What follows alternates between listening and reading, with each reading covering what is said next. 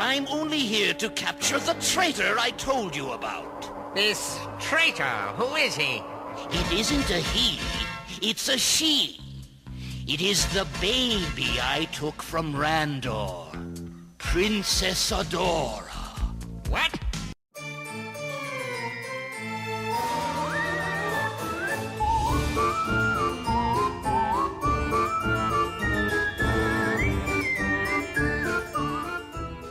Ladies and gentlemen, welcome back to Obsessive Compulsive Gaming. I am the Obsessive Compulsive Gamer, joined once again by my faithful manservant slash Pucktotem Bertram. Say hello, Bertram. Hello, Bertram. And just like that beautiful bearded bastard Barry Burton, you're probably wondering... What is this?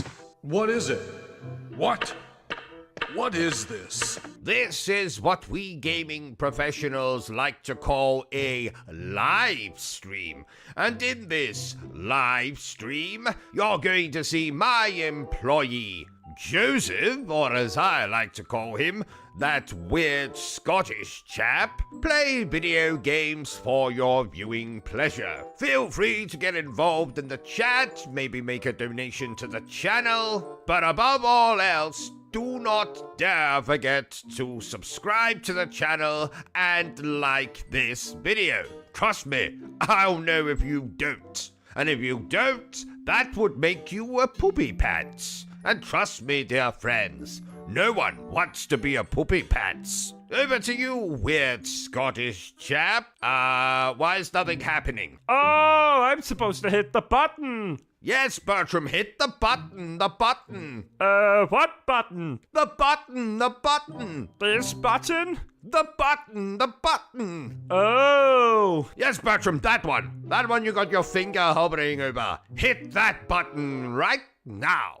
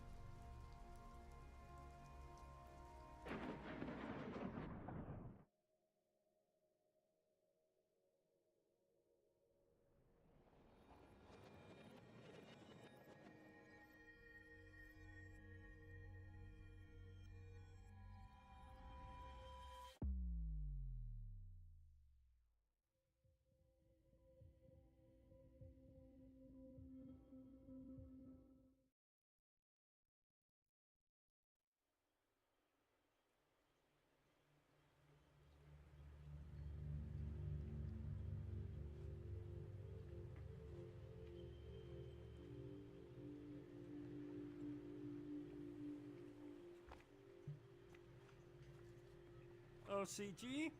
O.C.G? Yes. What is it, Bertram? Can't you see I'm trying to play the bloody game? I've got a question. Fine. What's your question, Bertram? What is God? Ah, that's a particularly deep question for the middle of a live stream of a video game. Okay. What is God? Well, some people say he's the big fellow who created the planet and all the people in it and all the grass and all the animals and all the sex toys and all that fun stuff. Other people say he's a figment of your imagination, just something made up in a fictional book for people to feel good about themselves and believe that there's something after death and not just an eternity of darkness and being worm food. Oh, and what do you believe, O.C.G? Well, what I believe is the only god round here is me. Oh, so you don't believe? No, I do believe in God. I believe in me. Oh, and what if there was a way that I could prove that God exists? Okay, Bertram, I don't really know where you're going with this, but yes, okay, what if there was a way that you could prove? Then I suppose I would have to become a believer. Okay. Now, where is God? What? Where is God? Well, how the hell should I know where I don't know where he is. Well, in the Bible, they say that God is everywhere, all at once. Everywhere? Does that mean he could be here? Yes. Sure. Why not, Bertram? Okay, I'm off to find God then. You do that, Bertram. I don't think you're going to find God hiding under my bed, Bertram. Or in my underpants drawer. Today, we're going to do something a little bit different, dear viewers. I thought that today it could be rather enlightening / amusing to tell you all what it is like to be a true gaming addict. So yes, dear viewers, I, Ruben Crowley, O.C.G, obsessive compulsive gamer, am indeed a gaming addict. That means that I spend the majority of my day, you guessed it, playing video games. Retro games, new releases, if I can afford them. More on that in a moment. Games I played once, games I played 100 times before, games I promised I would never play ever again. Hello, Skyrim. How the hell are you doing?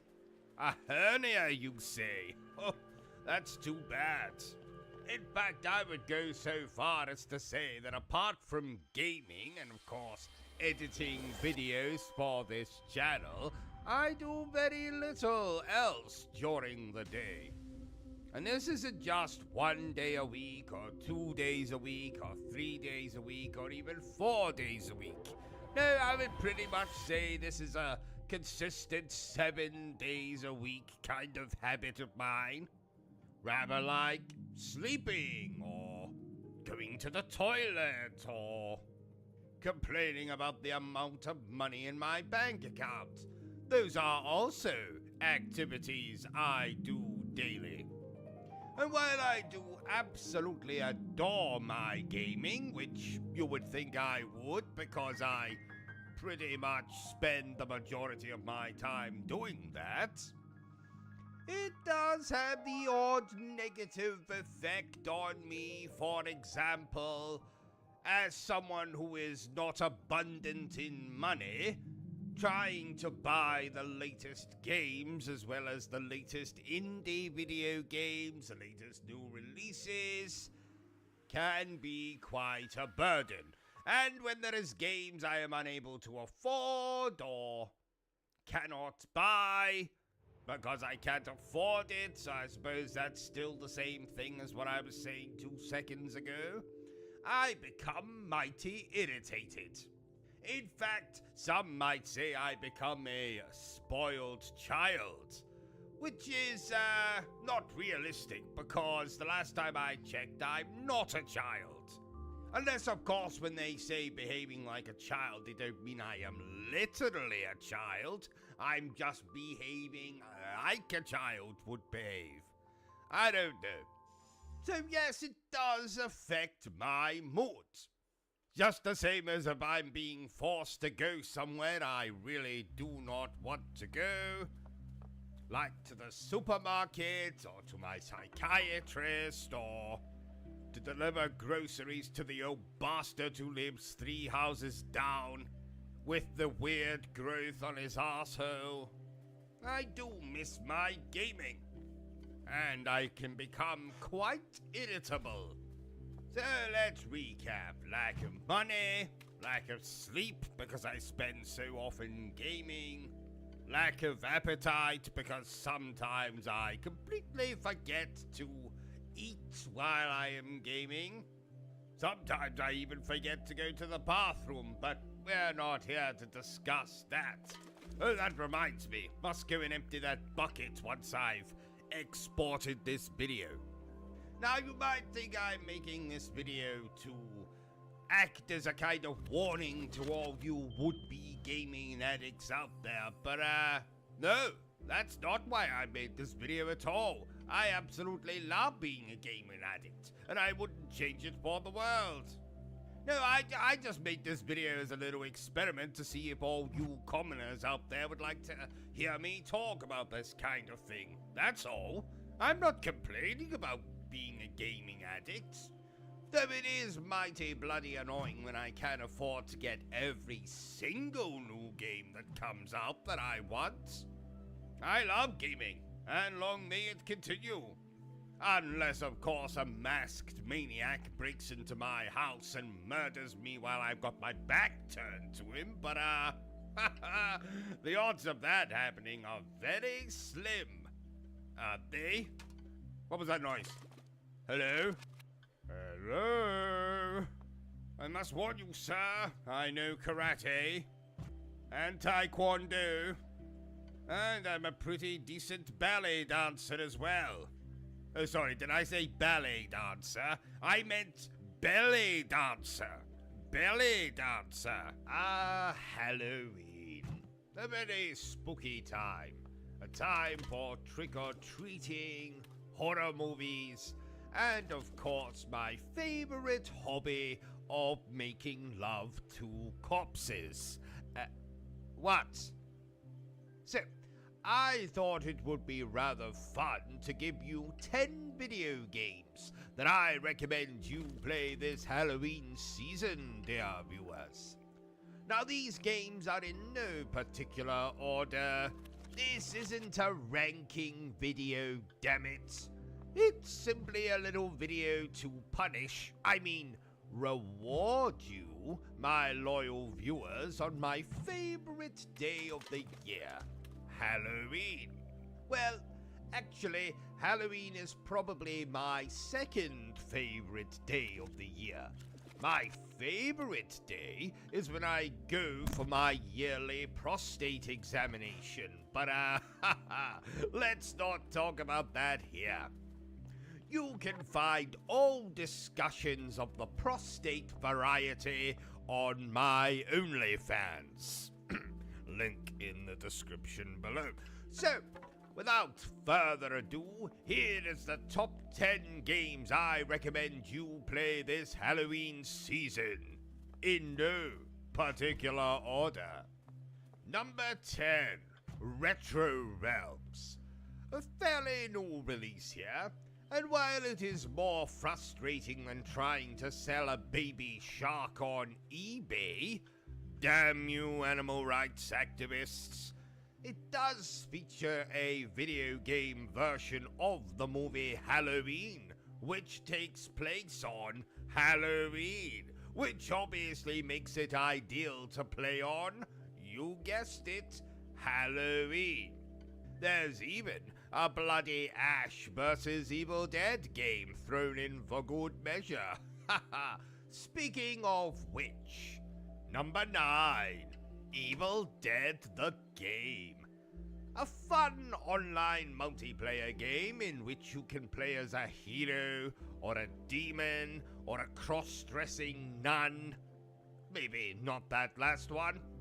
A pretty difficult single-player story campaign thingy in which you play through events from all the bloody Evil Dead movies. You get to shoot enemies, drive cars, draw naughty pictures in the Necronomicon. Maybe not that last one, but this is a great online multiplayer game thingy, as is our next game on this list. Number 8, Friday the 13th, the game. Similar to the Evil Dead game, but starring everyone's favorite hockey mask-wearing mummy's boy, Jason Voorhees. This This game perfectly captures the movie franchise. Without the gratuitous nudity, sadly. And while this game will soon be taken offline, damn you, I'm sure you'll still be able to play this game offline. Haha, won't you? Won't you? Number 7, Peppa Pig. It wouldn't be Halloween without a bit of Peppa Bloody Pig. I jest. Haha.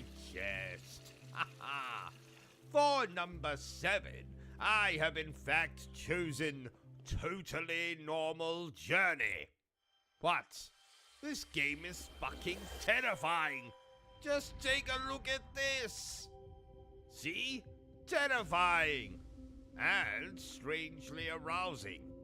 Number 6, Resident Evil Village.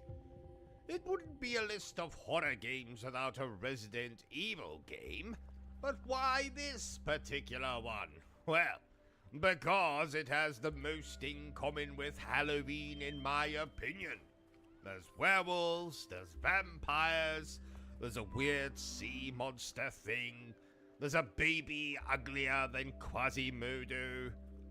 What? If you like your horror of the Hammer variety, see what I did there? Hammer horror. Haha. Then you'll love Resident Evil Village. That baby is still ugly. Ugh. Number 5. What the hell was number 5 again? Bertram, what was number 5 again? You're useless, Bertram. Was it Outlast? No, I hate that bloody game. Amnesia? No, don't remember anything about that particular game. Oh, yes! The 5th horror video game I recommend this Halloween season is... Drum roll, please, Bertram. Bertram, where is my fucking drum roll? We don't own any drums. Ah, shit. Well, number 5 is The Last of Us. Do I even need to elaborate? The Last of Us is not only one of the best horror games ever made, it is also in the top 5 best video games ever made. Next, number 4. The Evil Within. The brainchild of that talented bastard Shinji Mikami, The Evil Within might be overshadowed by Mikami's other accomplishments like Resident Evil or Resident Evil 4, but let me assure you that The Evil Within is dark, twisted, macabre, and plays like Resident Evil 4. Not only that, but in my humble opinion, it is better than the original Resident Evil 4. There, I said it. Bertram, put that gun down. And when you're done playing The Evil Within, go and play the sequel, the appropriately titled The Evil Within 2. You won't regret it. Seriously, Bertram, put the gun down. Number 3. Now, while this isn't a particularly scary game, The Order 1886 features werewolves, vampires, and even Jack the Ripper. So that makes it a horror game in my eyes. Not only that, but it is one of the most criminally underrated video games of all time. The Order 1886 is still, 10 years later, a bloody gorgeous video game. And it is beautifully written, acted, and is an absolute blast to play. Is it the longest game in the world? No, but thanks to the dickheads who reviewed the game negatively, we will probably never get the sequel. which I can only surmise would have topped the original game in almost every conceivable way. Buy it, dear viewer. Play it and let me know what you think in the comments below. Number 2. The Dead Space Remake. Outer space, plus monsters, plus a badass protagonist armed with a whole manner of fun weaponry that can slice, cut, eviscerate, decapitate, and turn enemies to mulch, and you have a damn good time. Not only that, but it is scarier than letting Stevie Wonder drive you to the ornithologists. And don't stop with the remake, dear viewers. Play the originals as well. Yes, even the third one. There's absolutely nothing wrong with the third one. Bertram, put that gun down. And last but most certainly not least, we have every single horror game from Supermassive Games.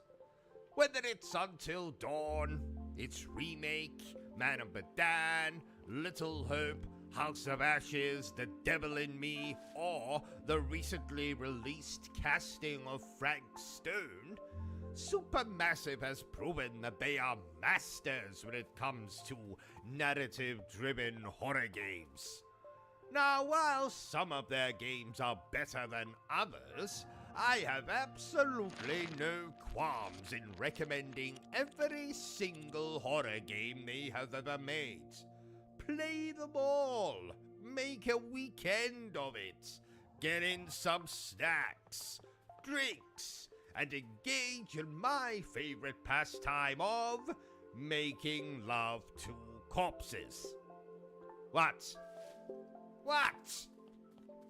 Oh, and happy Halloween, I guess. Yes, dear viewers, I am indeed still alive.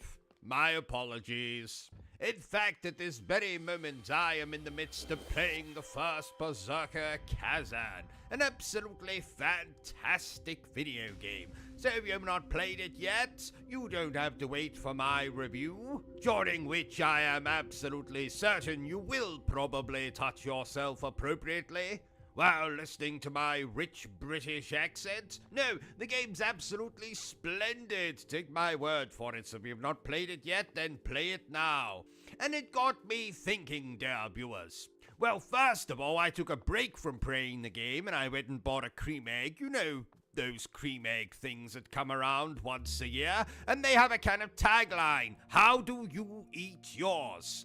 I like to ingest mine rectally. Thank you for asking. And it got me thinking, why don't I make a video explaining how exactly I play Souls games? So that's what we're doing right now. And it's quite simple, dear viewers. I'm not very good at these kinds of games. So much in the way of old-fashioned RPGs, I spend quite a lot of my time in these particularly difficult video games, grinding out levels.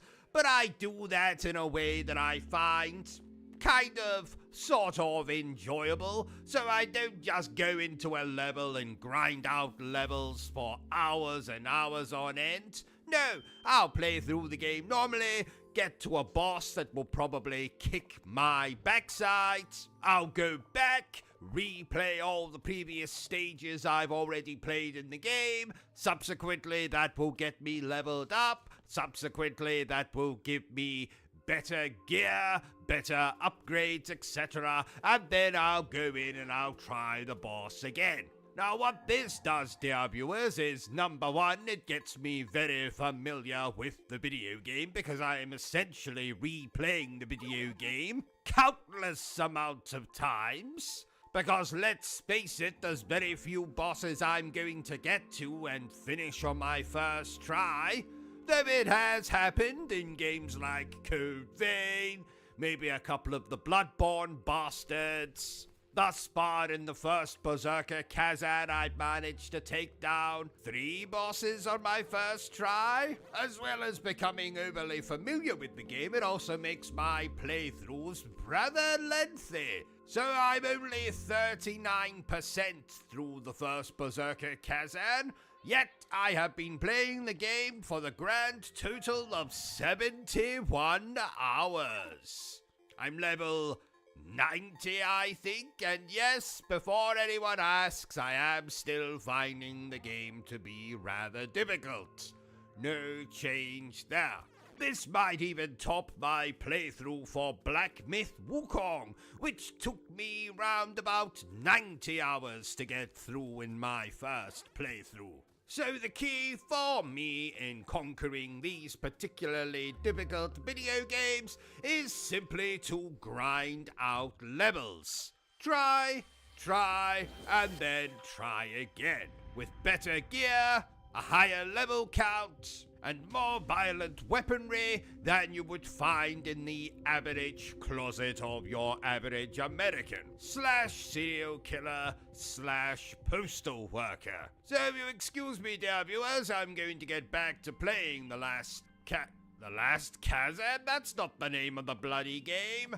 The first Berserker Kazan. And you can expect my review, sometime before 2047, I imagine. So tell me, dear viewer, how do you play Souls games? And in this video, I'm going to tell you how to succeed on YouTube without even trying. So, dear viewer, before I do that, don't you dare forget to subscribe to this channel and like this video. So I see you sitting at home. You've just downed your 25th beer of the day, or you pulled your trousers back up because you're finished masturbating or whatever, and you've got an idea in your head. You want to start a YouTube channel. Well, I'm here to tell you how you can be a success on YouTube without even trying. Number 1, if you're a girl. That's all I need to say about that. Number 2, if you're an attractive girl. That's all I have to say about that. Number 3, if you're an attractive girl who just so happens to be an ex-porn star. That's all I'm going to say about that. Number 4, if you're an attractive girl who just so happens to be a porn star who still does pornography from time to time, or has an OnlyFans, or is a cam girl when she's not streaming on YouTube. That's all I have to say about that. Number 5, if you're a boy who used to do pornography and is fairly attractive. Number 6, if you're a lovable idiot. And by lovable idiot, what do I mean by that? Well, I mean someone who might stream horror games and might react very, very over the top, but you might say to yourself, they're annoying as all hell, but boy are they cute. That kind of lovable idiot. Now, I promised myself I wasn't going to name any particular channels in this video, and I'm not going to. You can make up your own mind to who I'm talking about in each of these reasons on how you can be a success on YouTube. What number were we at? I've completely forgotten now. Oh, who cares? Let's abandon the numbers and just give the bloody reasons. You can also expect to succeed on YouTube if you stream garbage like Fortnite, Call of Duty Online, and if you happen to be particularly good at either of those garbage games. You can also expect to be a success if you, get caught masturbating in a live stream, constantly beg for money in your live streams, constantly tell people how much of a victim you are, constantly bitch about how unengaged people are in your streams when you've gone to all the trouble of purchasing a particular game to play for their behalf.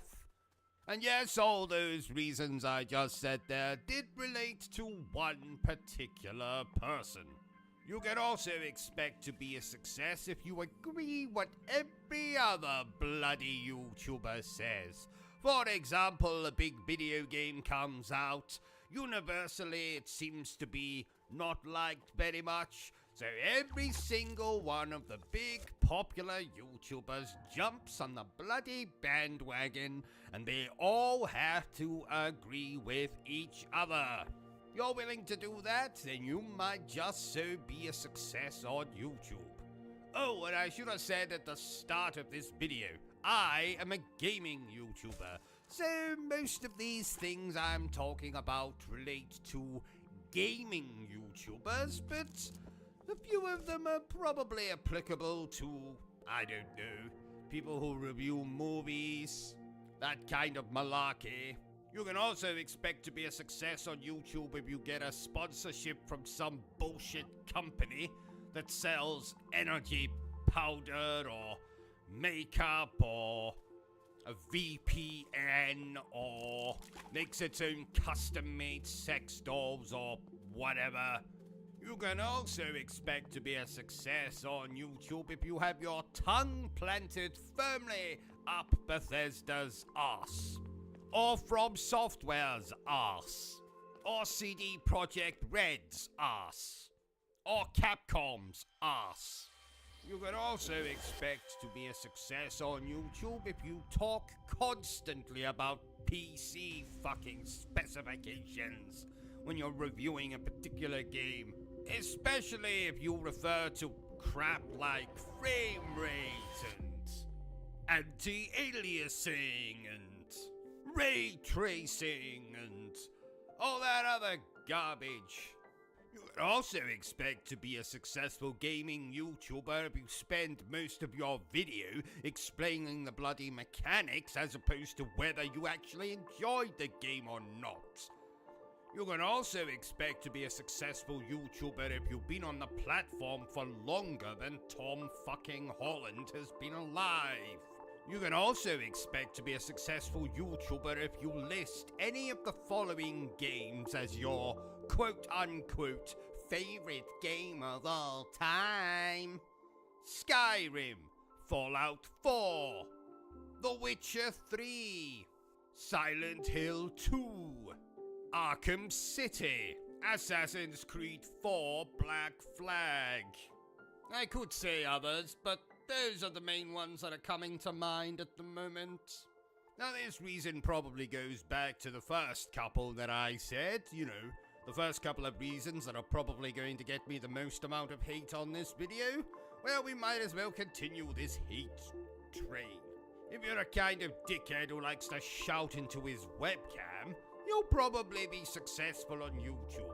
If you're the kind of dickhead who not only shouts into his webcam, but has two other people that agree with your opinion, and you now all review movies together, you're probably going to be one of the most successful people on YouTube. Reason number 125. If you're a girl. Yes, I know it was the very first reason I gave back at the start of the video, but it's a fucking fact. So I've given you a lot of reasons for how you can be a successful YouTuber. Let me give you now a couple of other reasons on how you cannot be a successful YouTuber. You can be my channel, which is fronted by probably one of, if not the funniest people on YouTube. It has content coming out of the wazoo. There's a live stream every single bloody day. The channel actually exists to entertain you as opposed to just bombard you with facts about video games. You'll get an actual opinion on this channel that's not affected by whether the publisher invited you to their studios and made you play the game for 3 days, while they keep you sweet by throwing sushi and call girls at you every 5 minutes. If you have an actual niche that most other YouTube channels do not have, if you have something unique to offer, that way you will not succeed on YouTube. So if you'll excuse me, ladies and gents, I'm going to get back to not succeeding on YouTube.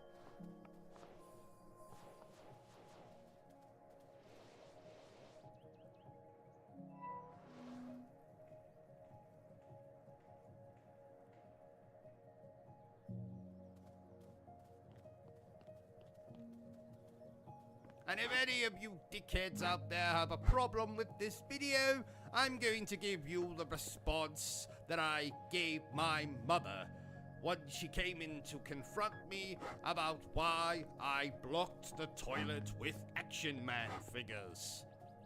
It's just a joke. Calm down. Pull your pants on. No one wants to see your muff ruffling in the wind. Life lessons I have learned from playing Souls-like video games.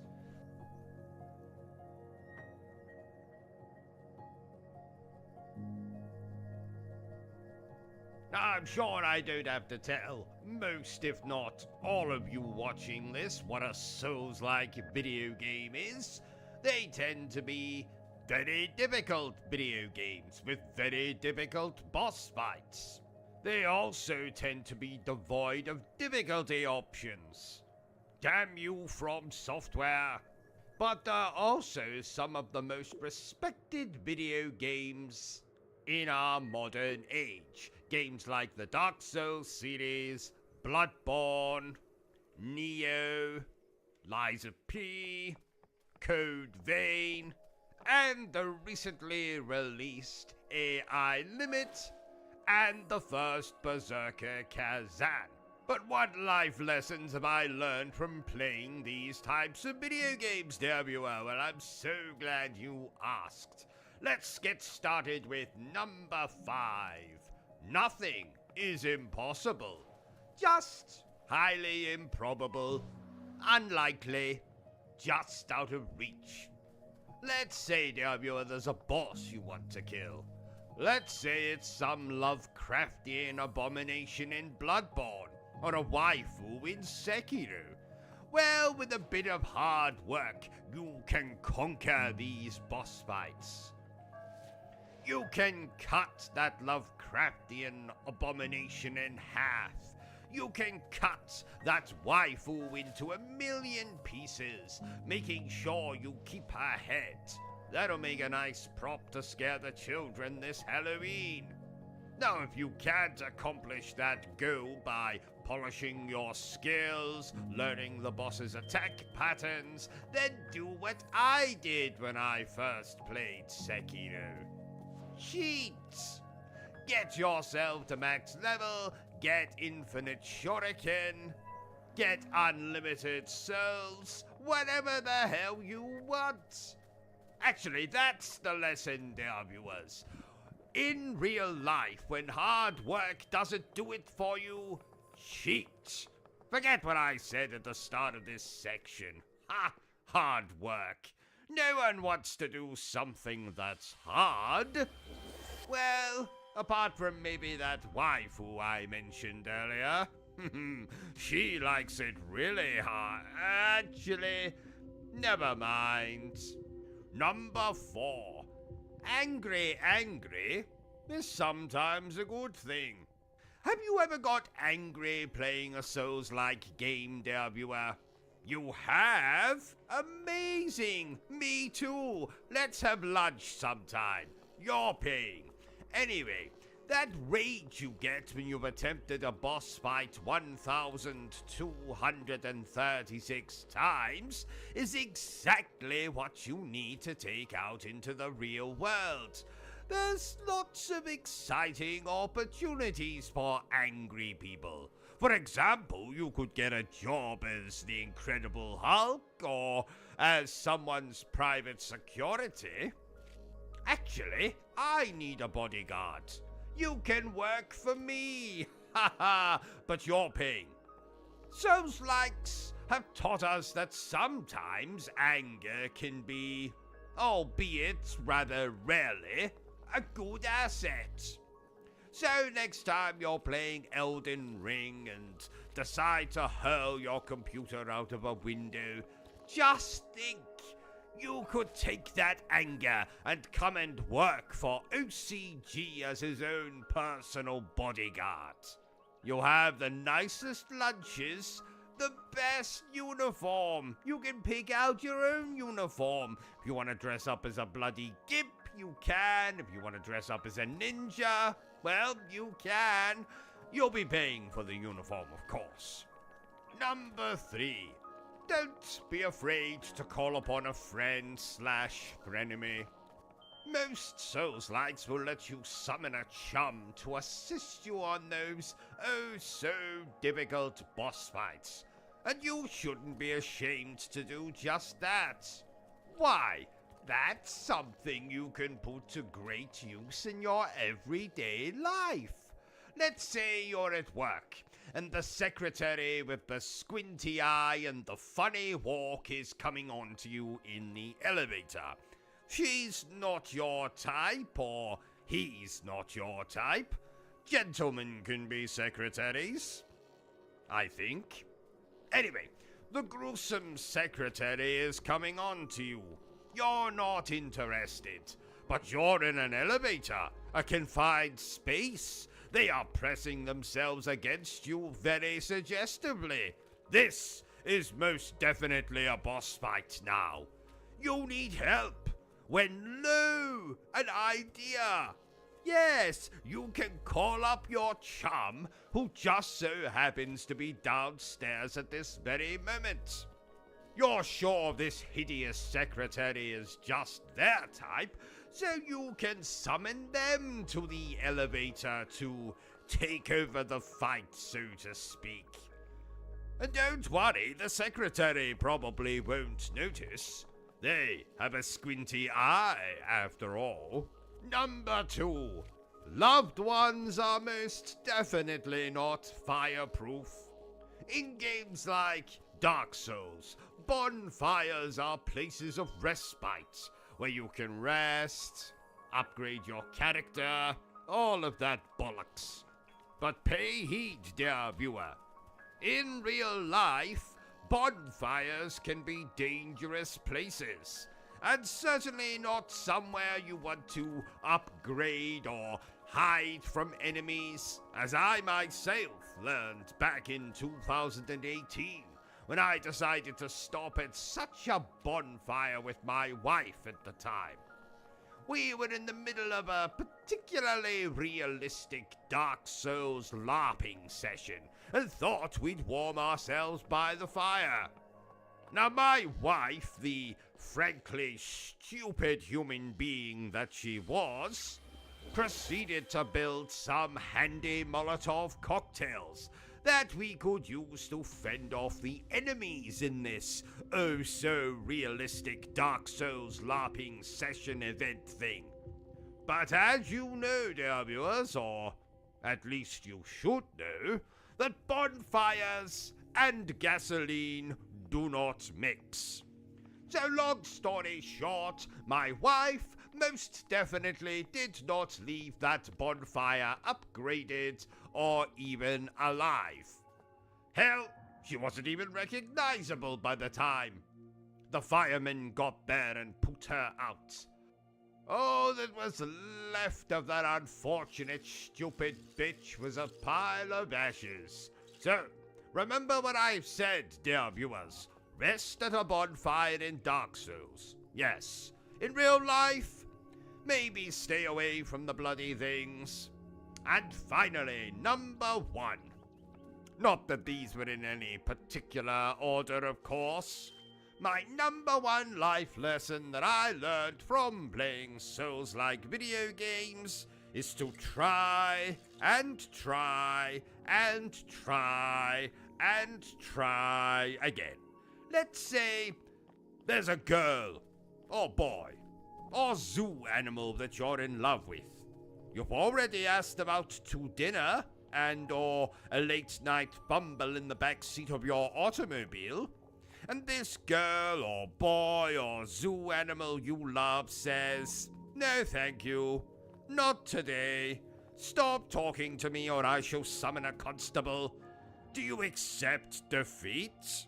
In the words of a very intoxicated Mother Teresa, fuck no. If Souls-Likes have taught us anything, dear viewers, it's to never give up, never surrender. Try and try and try again. Keep asking out that boy or girl or zoo animal. And if they still say no, well then, hit them with a frying pan. I jest, of course. I would never recommend you do something so rude and brutal. Instead, just tell them to go fuck themselves, and then buy yourself a new video game or 7. That always cheers me up. Bertram, stop playing with that mouse. But this isn't just any mouse, this is Mickey Mouse. I don't give a rat's ass if it's Minnie Mouse. Will you please kindly stop playing with him? But why? Well, for a start, I don't think Mickey Mouse appreciates you fondling his genitals. Oh! Would you? Don't even finish the end of that sentence, Bertram. I'm too sexy for my shirt. Too sexy for my shirt. So sexy, yeah. I'm too sexy for this game. Too sexy for this game. Too sexy, yeah. Ah, you clicked on the video. Good for you, dear viewer.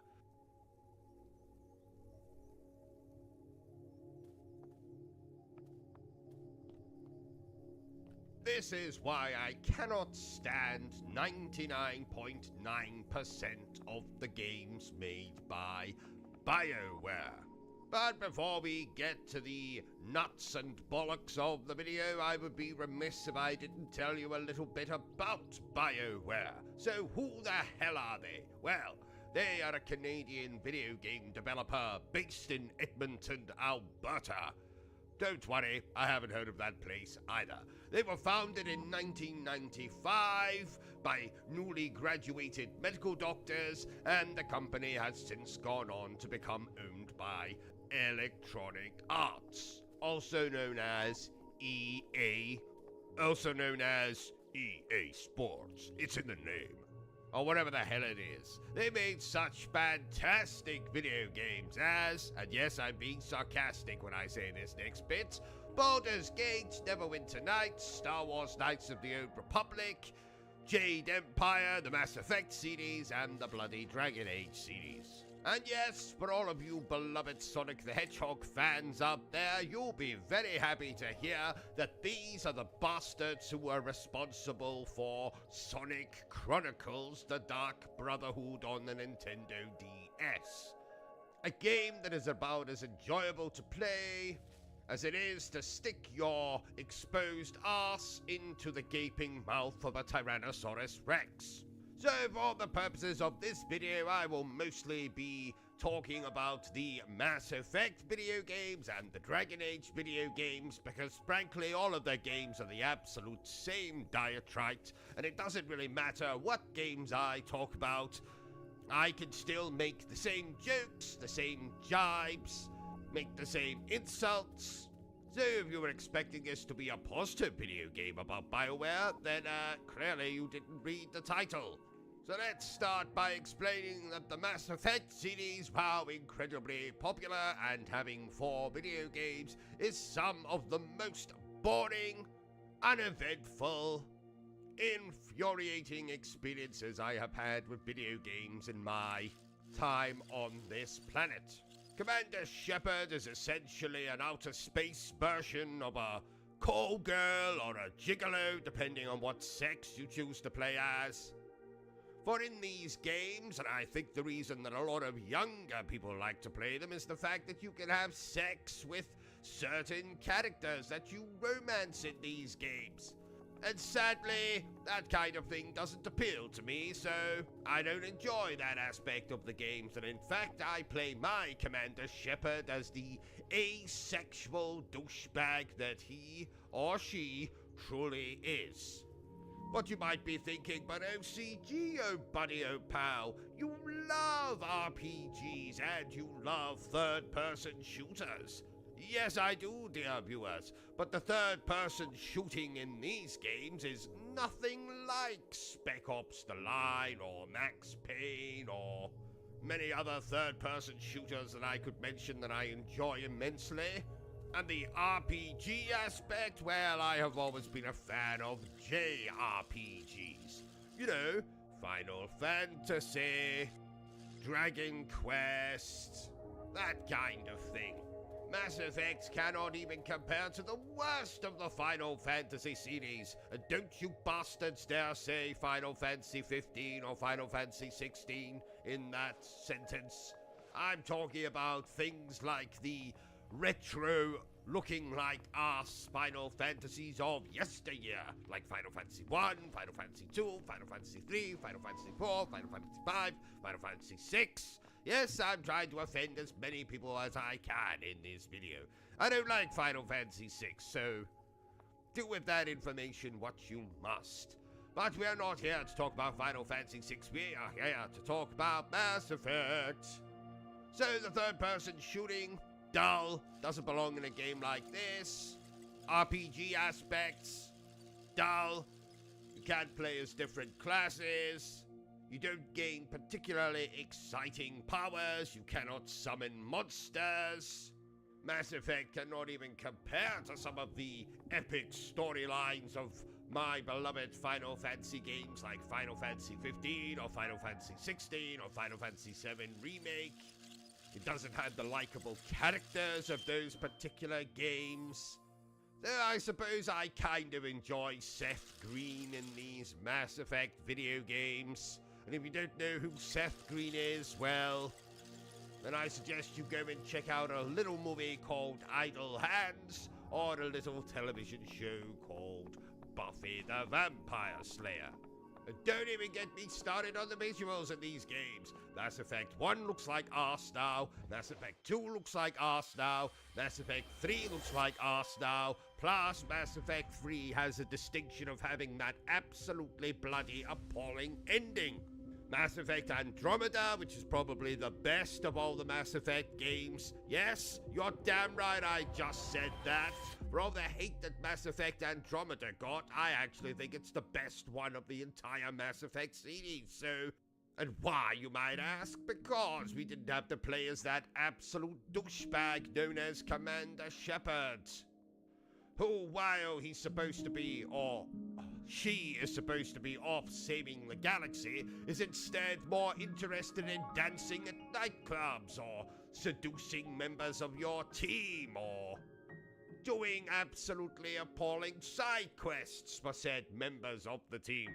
And don't even get me started on how badly the animations are done in these games. You literally walk up to someone, engage in a conversation, and then just stand and stare at them for the next 15 or so minutes, while dialogue choices appear on the screen, making you think that any of these choices are actually going to fucking matter in your playthrough. While the Dragon Age games are kind of the same, though they do follow the more RPG format of different classes and mythical creatures and monsters and stuff. It still follows the same bullshit point of, while you can be off saving the land from some fucking dragon or something, you can actually walk up to said dragon, engage in conversation with it, do a couple of quests, and then before you know it, lo and behold, you're having sex with the fucking thing. Seems to me that these games are more sex simulators than they are action games. This is not the kind of action I have signed up for, BioWare. So let's go through BioWare's games, and I'll tell you the ones that I like and the ones that I dislike. So, Shattered Steel, never played it. Baldur's Gate, wouldn't dare play it. MDK2, absolute piece of shit. Baldur's Gate 2, Shadows of Am, haven't played it. Neverwinter Nights, piece of shit. Star Wars Knights of the Old Republic, piece of shit.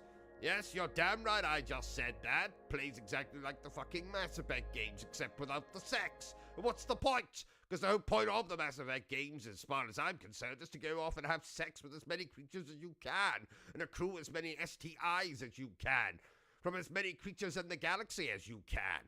So Star Wars Knights of the Old Republic not having that is bullshit. Yes, it's got some crap plot twist at the end of it, but the game looks like complete and utter arse now, and I'm not having anyone tell me otherwise. Jade Empire, piece of shit. Mass Effect, piece of shit. Sonic Chronicles The Dark Brotherhood, piece of shit. Mass Effect Galaxy, piece of shit. Dragon Age Origins, piece of shit. Mass Effect 2, piece of shit. Dragon Age 2, piece of shit. Dragon Age Legends, piece of shit. Star Wars The Old Republic, piece of shit. Mass Effect 3, piece of shit with a terrible ending. Warhammer Online, Wrath of Heroes, haven't played it, don't want to play it, wouldn't dare play it. Command & Conquer Generals 2, haven't played it, wouldn't want to play it, wouldn't dare play it. Dragon Age Inquisition, piece of shit. Shadow Realms, piece of shit. Mass Effect Andromeda, best of the Mass Effect games. Anthem, the best game that BioWare's ever made. You're damn right I just said that. I don't care how many of you don't like Anthem. I fucking love Anthem. Has a good story, has a little bit of comedy, has a cheesy bad guy, has a great, open world thing that you can fly around in. Absolutely stupendous. Best game BioWare ever made. And lo and behold, it's the game that no one plays anymore. Mass Effect Legendary Edition. Well, it's just Mass Effect 1, 2, and 3 stuck into one little package. Piece of shit. Dragon Age The Veilguard. Haven't played it. Don't want to play it. Will never play it. And the new Mass Effect game that they're making. Haven't played it, obviously. Wouldn't dare play it, obviously. And don't give a fuck about it. Obviously. This is why I simply cannot stand the Fallout series of video games.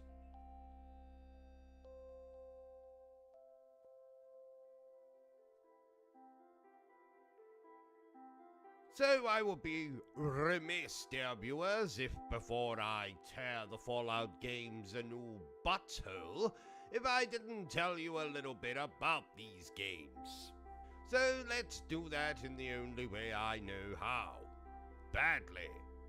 Fallout first appeared all the way back in 1997, a year I remember fondly as the year the movie Titanic came out.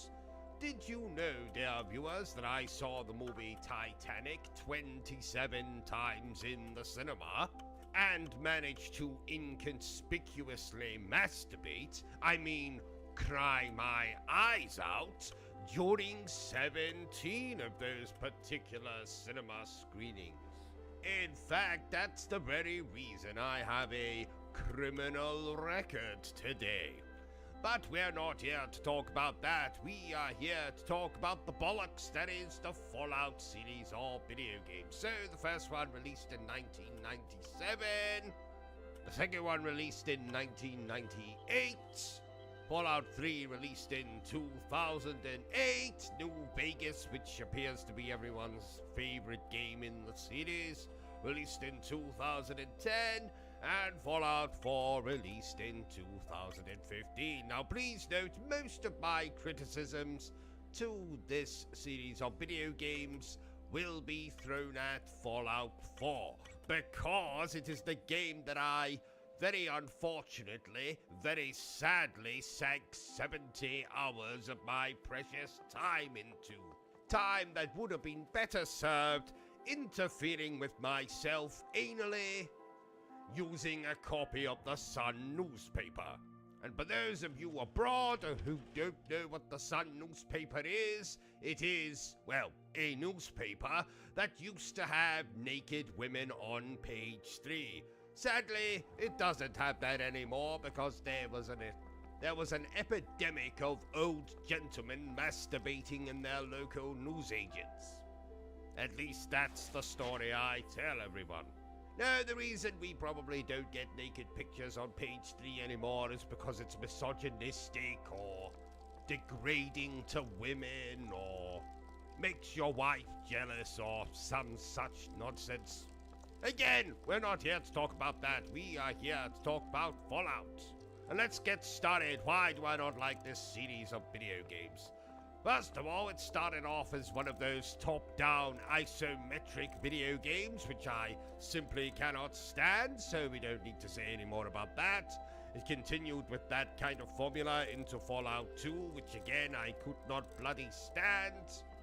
All the way into Fallout 3, which released for my beloved PlayStation 3, and this game is very much like Fallout 4. Looks like complete and utter arse, plays like complete and utter arse, has a story about as exciting as trying to read the fucking Braille version of Pride and Prejudice. And you might be thinking, oh, O.C.G though, Fallout 4 came out in 2015. That game must have surely looked stupendous on the PlayStation 4. To which I say, go back and look at the early gameplay of this bloody game, and you tell me if it looks good or not. Spoilers, it doesn't. Looks like arse. It has more bugs than fucking Cleopatra's snatch would these days. You know, because she's dead, so... and probably mummified, I have no bloody idea. So these games all deal with the same old bullshit, there's some nuclear holocaust or some such nonsense. You wake up and then have to team up with certain factions, including men wearing armor and a detective who somehow fucking lost his nose and other some such ruffian groups. I don't pay attention. So these games have you traipsing over some quote-unquote open world, talking to characters, which plays out very much the way that the Mass Effect cutscenes do, where your character just stands fucking still, looking like a mannequin talking to some other geezer who was also standing still looking like a mannequin, and you can make little dialogue choices which may or may not make a difference to the game. In my case, it makes absolutely no difference whatsoever, because it doesn't make the story any more exciting, it doesn't make the visuals any more better, and it doesn't make my time with the game feel like anything but a complete and utter waste of my bloody time. Yes, you can customize a character, yes, you can play as a man or a woman, but you can do that in a million other video games. That's not something that Fallout invented. I'll tell you what else Fallout didn't invent. The toaster. Because that was invented by some Mr. Toaster back in the 18th century. I have no bloody idea.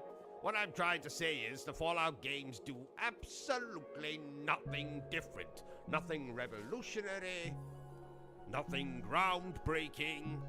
They just simply are. Fallout 3 came out, people loved it. Fallout New Vegas came out, people seem to love that even more, but I'm not playing it. Fallout 4 came out at a time when we had such amazing looking video games like the Batman Arkham series and Metal Gear Rising Revengeance and Max Payne 3 and Bayonetta. And then along comes this archaic looking piece of shit, Fallout 4, which looks in worse condition than my grandmother's snatch after she attended that orgy all the way back in 1899. And don't even get me started on that other piece of shit that Bethesda made, the Elder Scrolls 5 Skyrim or whatever the hell it's called. We will get to that piece of shit in another video. I'm probably losing more and more of you as this video goes on. So, let's wrap up. Do I enjoy the visuals of these games? No. Do I enjoy the stories of these games? No. Do I enjoy the dialogue choices in these games? No. Do I enjoy the shooting in these games? No. Do I enjoy having to team up with different factions in these games? No. Do I enjoy the characters in these games? No. Are you seeing where I'm going with this? Fallout, Fallout 2, Fallout 3, Fallout 4, and probably any future Fallout game that they release will no doubt be a complete and utter piece of dog shit. Why I love gaming. There's a question I always get asked at gaming conventions, dear viewer. Why do you love video games, O.C.G? And that's a very good question. And it is one with a very long, very drawn out, very profanity-ridden answer. So indulge me, dear viewer, as over the next 1,234 videos, I will try to answer that very question. I'll share with you anecdotes, little comedy skits, terrible jokes that would make even your dead relatives groan, and most importantly, I'll tell you stories about my life. And I promise that at least some of them will be actually true. And no, there won't actually be 1,234 videos, so calm down, pull your trousers and or skirt up. No one wants to see the contents of your underpants, least of all me. Well, not right now. Maybe later. Part 1. A baby born with a mustache. I was born a very long time ago in a galaxy far, far away. Well, maybe not all that far away. Depends on where you are, dear viewer.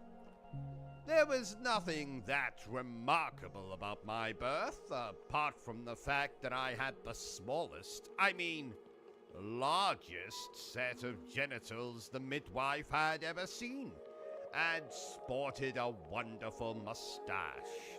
Yes, just like the baby in Addams Family Values. Great movie. If you haven't seen it, rectify that right now.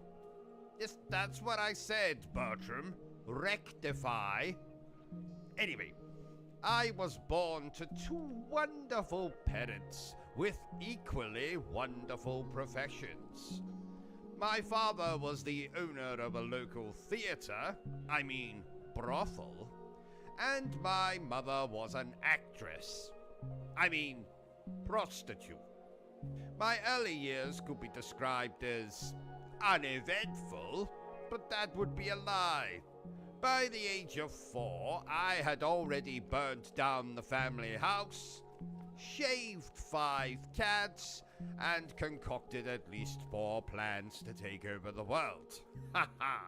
My favorite was, I shouldn't tell you in case I decide one day to put that plan into action, but let's just say it involves zombies, lubricant, and a lot of exploding sex toys.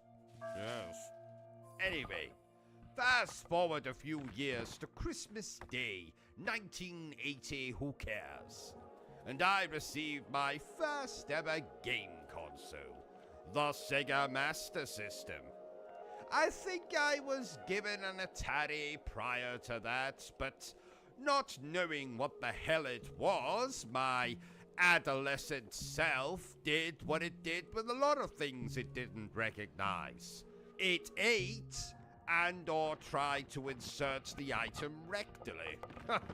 So the least said about the Atari, the better. Now the Master System came preloaded with a game. Remarkable, I know. Nowadays, you'll be lucky if your console even comes with a bloody box. Never mind a game already installed on it. Anyway, Master System. Preloaded with a little game called Alex the Kid in Miracle World. Or was it Alex Kidd in Miracle World? Never mind. It was a piece of garbage, but somehow it started my very long love affair with video games. So I'd play Alex the Kid, garbage, Sonic the Hedgehog, not so garbage, but that damn jungle level. What the fuck? Oh, and I'm talking about the Master System version of Sonic. You see, back then, games would often release on different systems. and they would be radically different to one another. So the Master System Sonic was very different to the Mega Drive, or Genesis, for all my American viewers out there. All 2.5 of you. You see, one of them is a paraplegic, hence 2.5. Batman Returns, Alien 3, Castle of Illusion.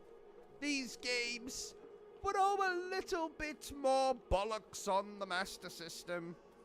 Oh yes, it's common knowledge that all video games back in 1980 Who Cares and early 1990 Zero Fucks Given looked like arse, but it was all we had. The Master System did have a couple of games that didn't appear on the Mega Drive, like Vampire Master of Darkness, or The Lucky Dime Caper starring Donald Duck. I like that one. Or even that Alex the Kid garbage I mentioned twice earlier. Well, wait a minute. Bertram wants to ask a question. Yes? My favorite Master System game? Ooh. I'd say either Psycho Fox or Land of Illusion starring Mickey Mouse. What? You've never heard of Psycho Fox? Oh, it's a splendid little platformer where you play as, well, a fox. Luckily, not a fox who enjoys dressing up as his dead mother, but a cute, cuddly fox. Check it out, Bertram. In fact, check out all of the games I've mentioned. That goes for you as well, dear viewers. Stop touching yourself, dear viewers. It's not that kind of video. What the hell was I talking about before? Oh, yes. So, the Master System would lead me onto the Sega Mega Drive, the Sega Game Gear, and the Super Nintendo. Ah, what a time to be alive. If you were dead at that time, dear viewers, then you have my sympathy. Games like Sonic, Disney's Aladdin, Super Mario World, World of Illusion, The Lion King, The Adventures of Batman and Robin, Streets of Rage, Golden Axe, Shinobi. Oh my god, Shinobi. Maximum Carnage, Earthworm Jim, RoboCop vs. the Terminator. Video games took over my life. I didn't want to go outside and play with the peasants. I wanted to stay cooped up in my room like the antisocial little bastard I was. I mean, I did let Edwin play occasionally. Oh, so sorry. Should have said, Edwin is my older brother. He's a prick with a penchant for having sex with other people's cattle, but apart from that, he's splendid. I did have other hobbies like drawing or painting or writing, but video games, video games were what got me up early in the morning or make me go to bed at all hours of the night. In fact, sometimes I'd stay up for 36 hours doing nothing but playing video games. Though, that's happened more when I got into my teenage years. Curse my prepubescent body and its need to rest. Now, I had the usual childhood struggles like what was better, Cocoa Pops or Frosties? Or sometimes I'd lock myself in my room and wonder, where the hell did Father get that chainsaw? And why was he trying to flush Mother's head down the toilet? But you see, dear viewers, video games distracted me from thinking about all of that. Oh, by the way, on a serious note, If you have any information regarding the disappearance of my mother, you can contact Scotland Yard on 0800 360 something something something. The point I'm making is, I was hooked. Some children love sports, some love crafts, some love torturing insects, but I loved video games. Video games couldn't hurt me, or betray me, or make me do the dishes, or make me cry myself to sleep at night.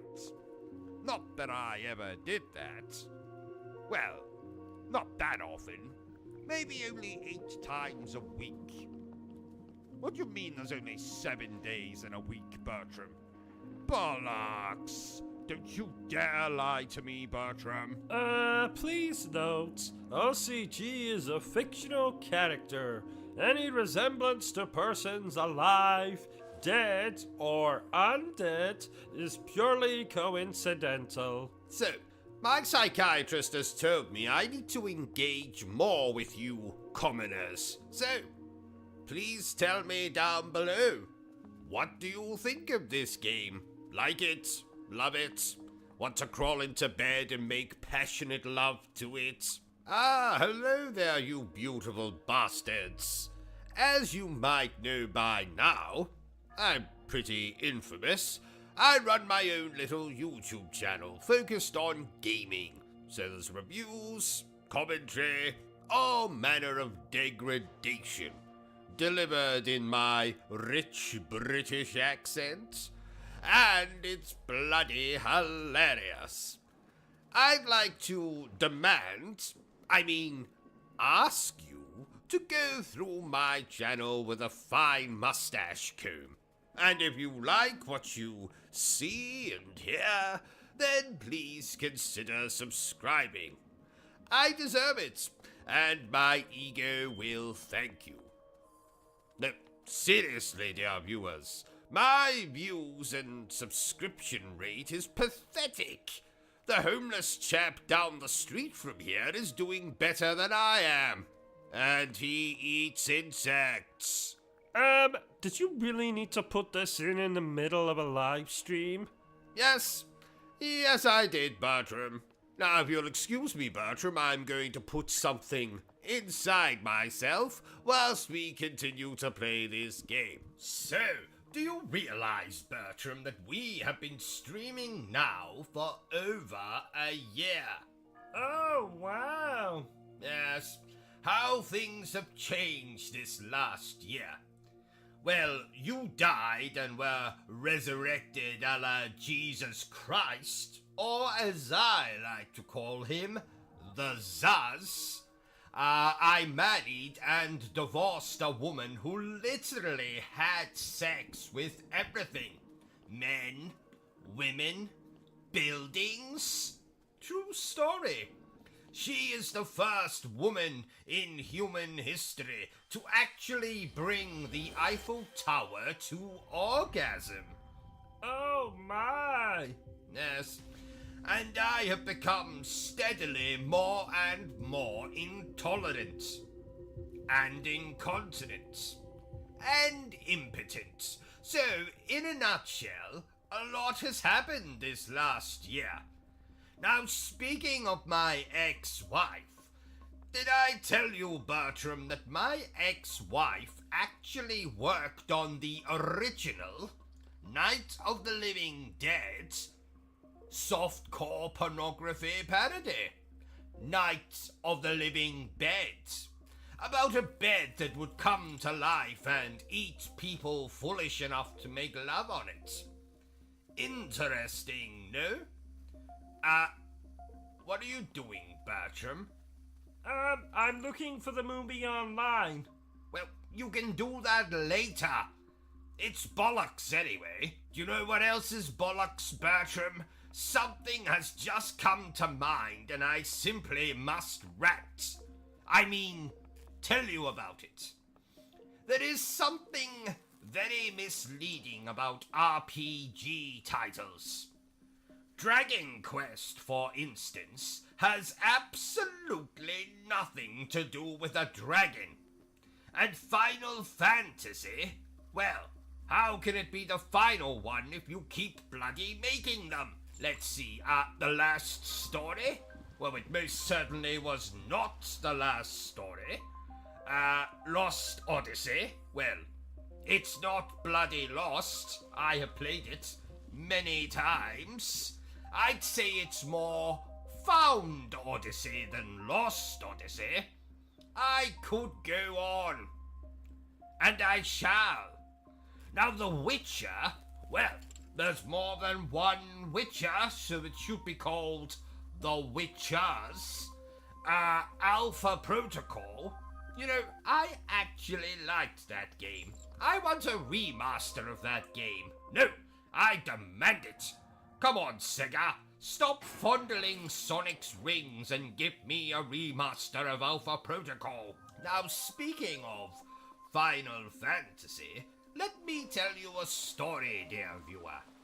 Back in 1997, when I was younger than I am now, and my penis was just starting to grow, I asked my father to buy for me Final Fantasy VII, which had just been released.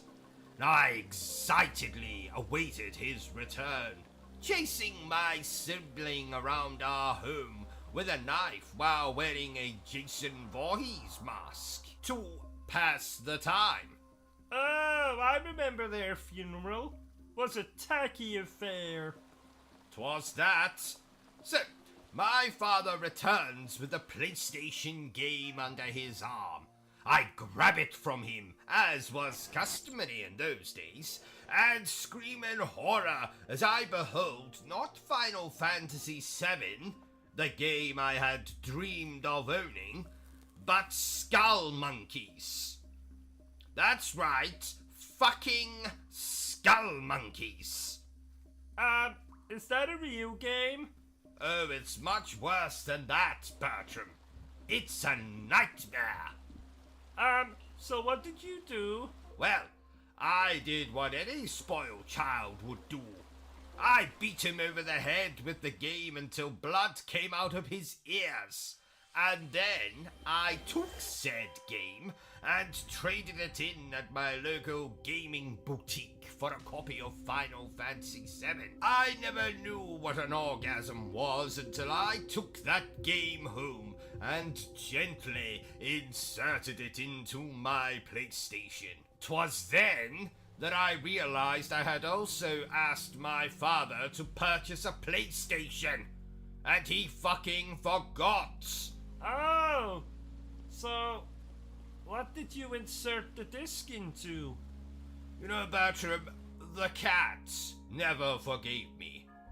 But it's not all doom and gloom. Once my father recovered, he went and purchased that PlayStation, and I played Final Fantasy VII.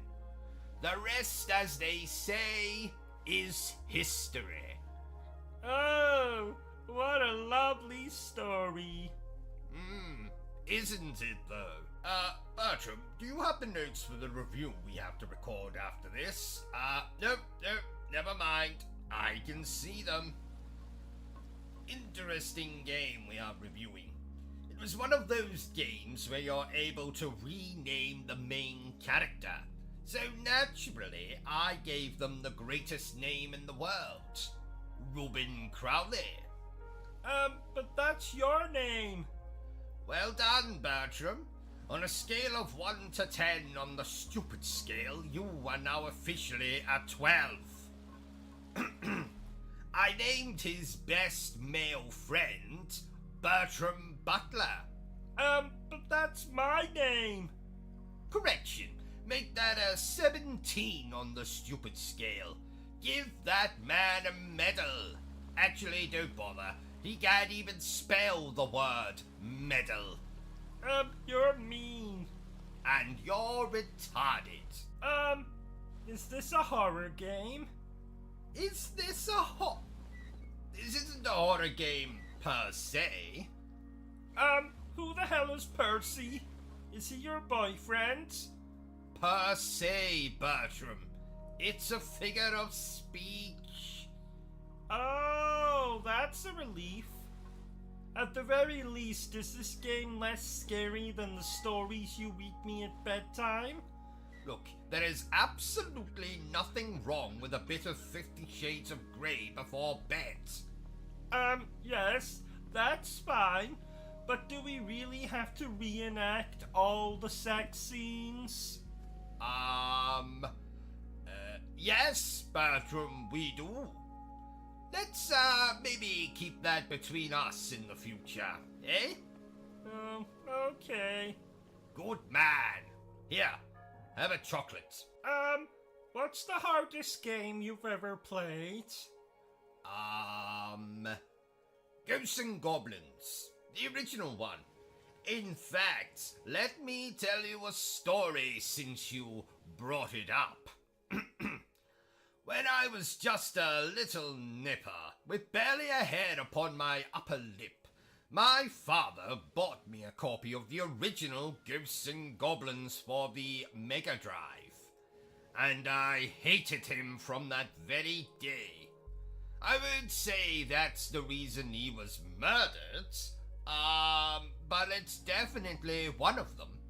The main reason is that he later bought me a copy of Bubsy 3D for the PlayStation. Oh, what a sad story. Indeed. I went to trade in Bubsy 3D at my local gaming establishment, and the chap behind the desk laughed at me. He laughed, Bertram. Because the game was so appalling? No, because I'd forgotten to put the disc back in the box. Oh! Not you too, Bertram. Why does everyone keep laughing at me? Maybe because you're an idiot? What was that? Nothing. Isn't this game splendid, Bertram? Bertram. Hello, Bertram. Oh, did you say something? I did. Your name. 3 times. Oh, I'm sorry. I was just looking at this review for an adult movie of Downton Abbey. It's called Go Down on Abbey. Oh, I see. Does it sound good?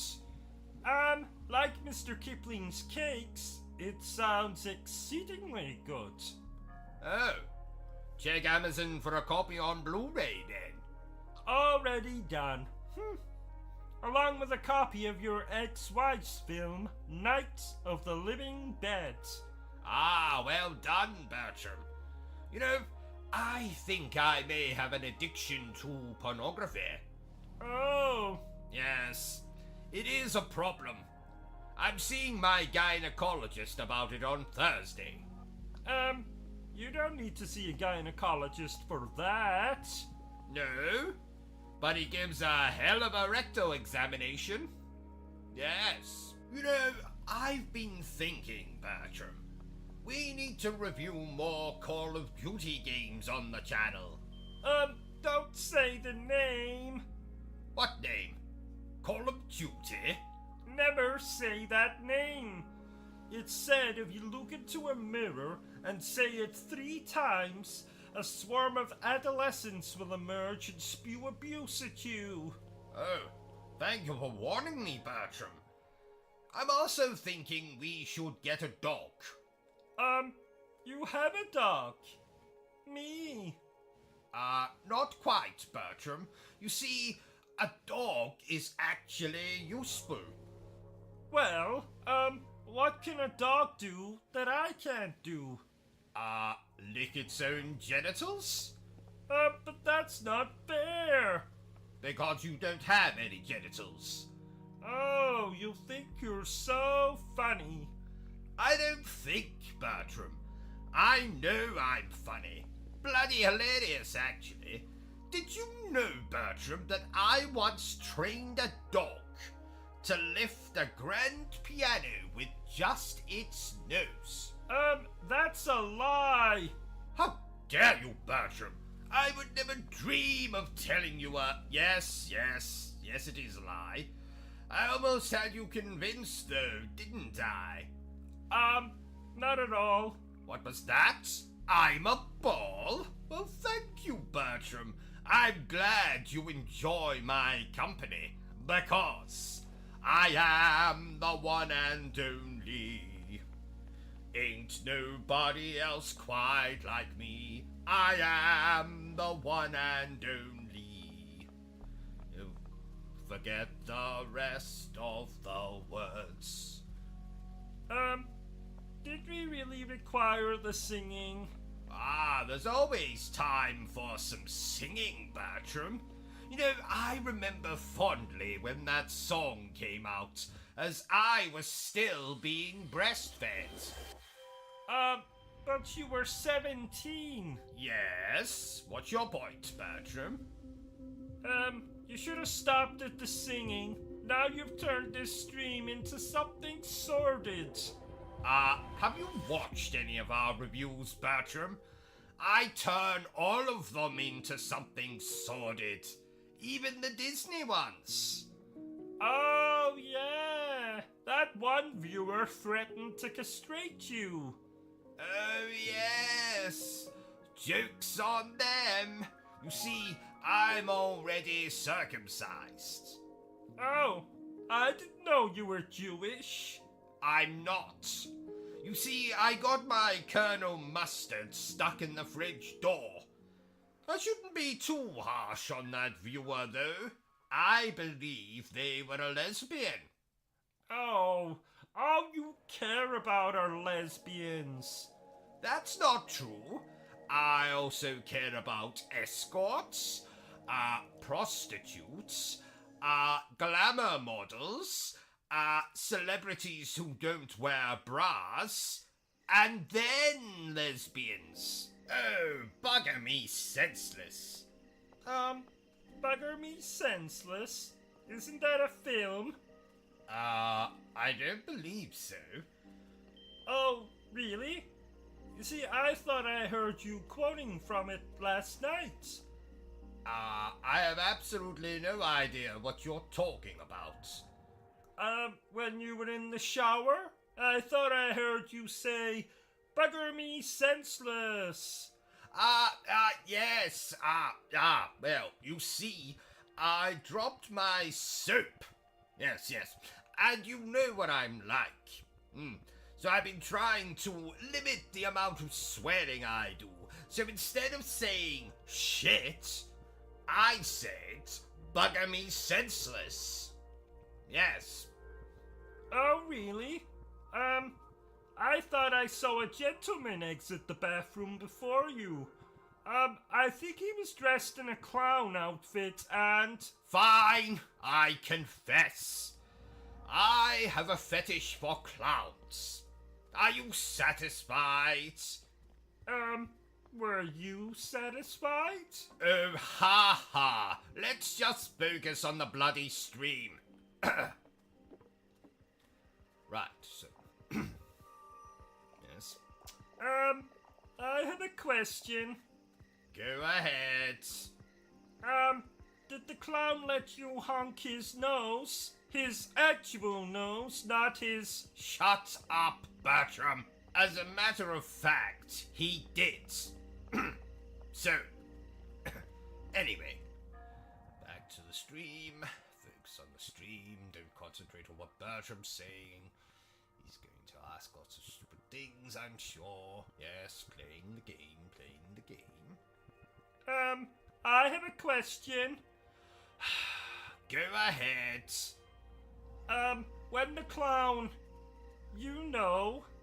did confetti come out? Shut up, Bertram. As a matter of fact, it did. Right, back to the game. Let's play the game. Don't focus on anything that's going on around you. Yes. I have a question. Go ahead. How funny was the clown? On a scale of 1 to 10. Shut up, Bertram. And you as well as I know that the only person I find funny is me. I have a question. Haven't you tortured me enough? Did the clown ram a custard pie onto your face? If you catch my meaning? I am not going to answer that, Bertram. Oh, please. No, you're a very sick man. Says the man with a clown fetish. Touché. That reminds me, you can turn the oven off now, Bertram. This doesn't look like a chicken. Well, that's because it's No from next door. That'll teach that little bastard to call me an old bastard. Can you believe he was shouting that at me from his own garden? I think he might have just been calling for his dog. His dog? Oh, bastard? That's his dog's name. Oh, damn it! Quick, Bertram, close the oven door. We'll get rid of the body later. Then what are we going to have for dinner? Weren't you listening? I said we'll get rid of the body later. Oh! Boy, oh boy! Oh, that reminds me. Today's stream is sponsored by the phrase, boy oh boy. And a special thank you to our other sponsor for this video, Suck It and See. The only sex toy that doubles as a telescope when you want to spy on that hot new neighbor of yours. So go ahead and suck it and see. Wasn't that featured on Dragon's Den? It was, Bertram. That it was. What are you doing?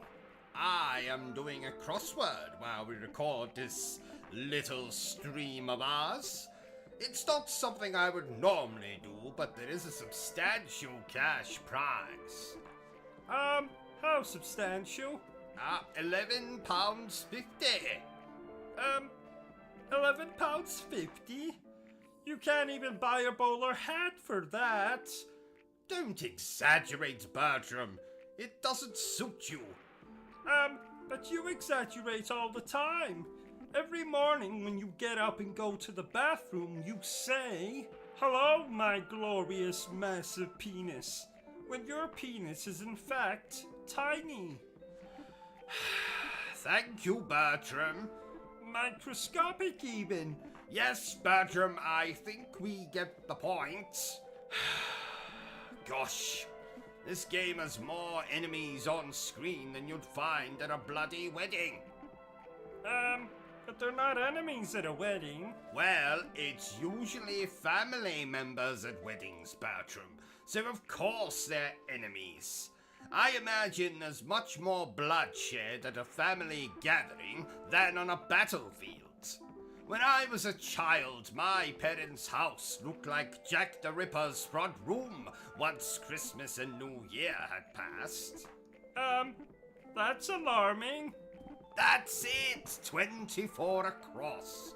Something a woman carries in the home of a convicted sex offender. Alarm! Thank you, Bertram. You're welcome? Oh, I just remembered. Masters of the Universe is on tonight. Oh, I love that movie. No, I love that movie. We can both love it. No, we can't. Just like we both can't use the shower at the same time. But you seem to ignore that. Oh. If you do it again, I'll be forced to get my whip. You don't own a whip. No. But I do often blackmail my wife with a walnut whip. Oh, how very 1990s of you. Don't pretend you don't enjoy a walnut whip, Bertram. Not particularly. Oh, That's a shame, because I have one here, and I was going to... Give it to me. I meant to ask before, but, you've been to Paris, haven't you? Many times. What is your favorite thing to do in Paris?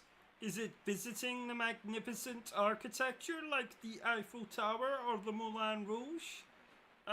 Is it the food? I know you're partial to some children's legs. Frogs' legs. Bertram, I visit Paris for one reason and one reason only. To look for Eva Green. Oh, not this again. I'm going to make her love me, no matter what. What about your wife? Oh no, she'd probably hate my wife. Attractive people despise the ugly and the overweight. Actually, I think Ava Green lives in London now. Where are you going? O.C.G. O.C.G. Right, I'm back. I forgot my bag of aphrodisiacs. You can't leave. We have this stream to do. Oh, fine. But when we're done, Eva will be mine. If you say so. I do say so. So, I thought it might be fun to try something out while we play this game. Oh, God. What are you planning? Well, do you remember that story I was working on? No, absolutely not. You cannot read that. How did you know that's what I was even considering? Because you're fucking crazy? I resent that. But Bertram, even you have to admit that the subject matter fits this game perfectly. Well, actually, it doesn't, but... Perfect! Let's begin. Oh, may the ground open up and swallow me whole. Ha! Here's hoping.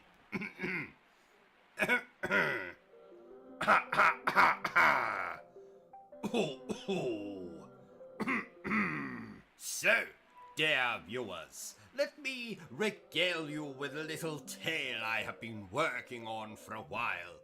So, here is the world premiere of Trevor, the transvestite T-Rex.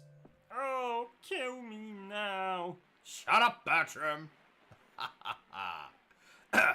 Once upon a time, 65 million years ago to be precise, the world was filled to the brim with dinosaurs. They were very much like the human race. They liked to eat, poop, sleep, make love, but the teenage dinosaurs mostly spent their time fighting with their friends over which was the best, the PlayStation or the Xbox. They didn't have... Shut up, Bertram. Now, I myself have built a time machine just last week and traveled back to this time and beheld with awe the sheer size of these prehistoric animals. I'm not exaggerating when I say that the T-Rex had the largest Colonel Mustard I have ever seen. And I was fortunate to come across one in the middle of its mating ritual with a Triceratops of, shall we say, low moral standing. Yes, dear viewer, sex workers existed even 65 million years ago. Anyway, I was fortunate enough to be standing under the T-Rex when he pulled his Colonel Mustard out of his companion and... I told you to cut that part out. And I told you to shut up, Bertram. But we're not here to talk about me, dear viewer. No. We are here to learn all about Trevor, the transvestite T-Rex. Trevor was born a long time ago. His mother was just a dirty hoe. She sold her son for lots of drugs. The dealer threw in a lovely rug. Trevor was raised by lots of girls. They styled his hair, put it in curls.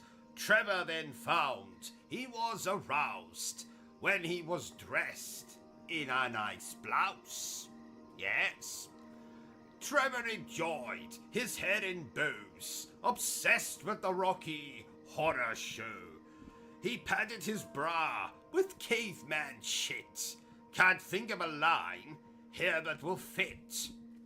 Trevor was fond of scrambled eggs. He tucked his meat between his legs. To all the boys, he was a catch. They put their meat right up his hatch. Hatch? Do you mean bum? It's a complex narrative, Bertram. Read into it what you will. Yes, hatch means bum. Continue. Trevor took drugs, just like his mum. To fund this vice, he sold his rum. Rum? Did you mean bum again? No. Trevor had amassed quite a collection of rare and delicious rums. Did they have rum 65 million years ago? Absolutely not. But I'm using what we writers call creative license. Yes. Ah, okay. Continue. Where was I? Oh, yes. Trevor took drugs, just like his mum. To fund this vice, he sold his rum. His dealer was a filthy brute. Made Trevor become a prostitute. Oh no, not the same one you saw when you... Ah, the very same, Bertram. Isn't it amazing? So what happened next? Well, after contracting a whole manner of exotic diseases while selling his trade, Trevor eventually went mad and bit his own tail off, and then used it to suffocate himself to death. And thus, Trevor, the transvestite T-Rex, was no more. Oh, what a sad ending. Oh, don't feel too bad for him, Bertram. His spirit now lives in transsexual Transylvania. Oh, that's nice. You really are a sentimental sausage, aren't you? Well, you've got me worse than that. Yes, Bertram. Now, let's move on. Nincompoop, idiot, moron, Yes, Bertram, let's move on. imbecile, ignoramus, dummy. Yes, Bertram, I get the point. Let's move on. I used to actually think my name was retard, you called me it so often. Shut up, you spastic! And I thought that was my surname. Bertram, if you shut up right now, I'll give you a cookie. No, 2 cookies. Thank you. We should review another game later today. Maybe after dinner. Oh, I just don't have time today to review another game, Bertram. And why not? Well, as you know, once a month I like to spend an entire day in the nude and do nothing but stand at the front door waiting to leap out on any unsuspecting visitors. Ah, Nudie Tuesday. Yes, and today just so happens to be that day. Oh, yes. I was wondering why your Colonel Mustard was on display in all of his glory. That's Sir Colonel Mustard to you, Bertram. Oh. Pass me a towel, won't you? Do we own towels? Good point. Yes. Run out and purchase a towel, and then come back here and pass it to me. There's a good fellow. I must say, Bertram, this game is bloody crazy. Speaking of bloody crazy, didn't you nearly kill Sonic the Hedgehog once? Actually, it was quite the opposite, Bertram.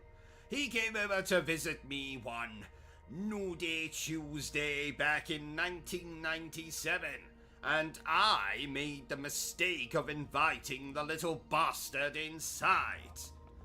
Long story short, I accidentally sat on him when he stole my favorite chair.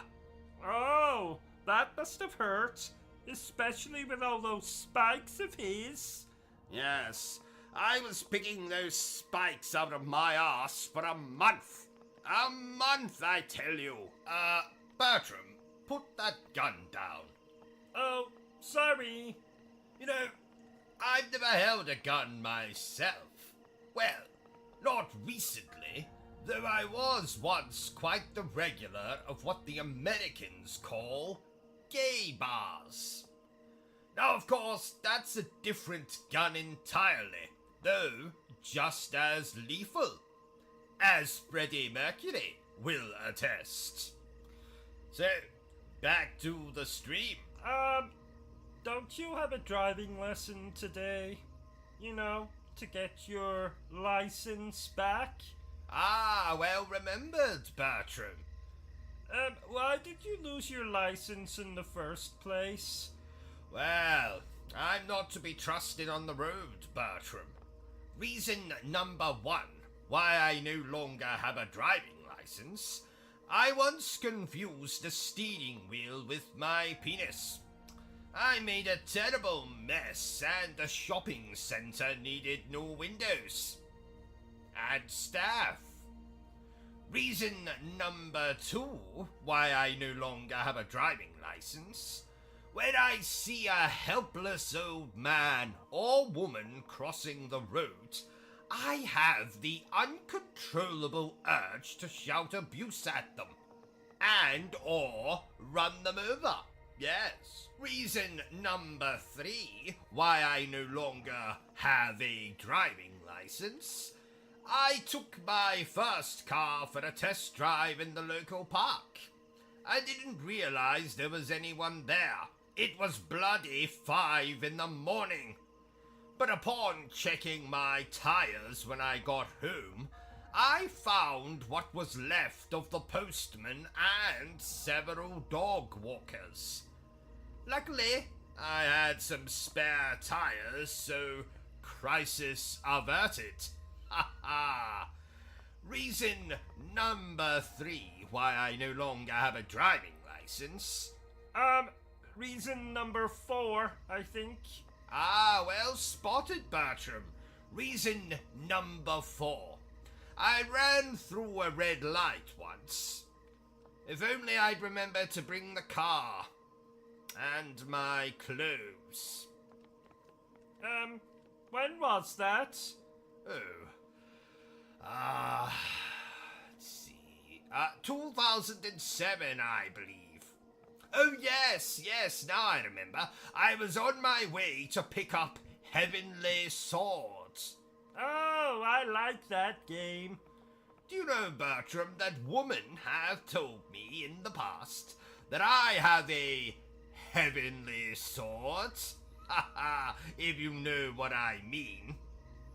I say Heavenly Sword, but it's more Heavenly Dagger. No, Heavenly Penknife. Heavenly Needle? No, Bertram. You're not allowed to make fun of my penis.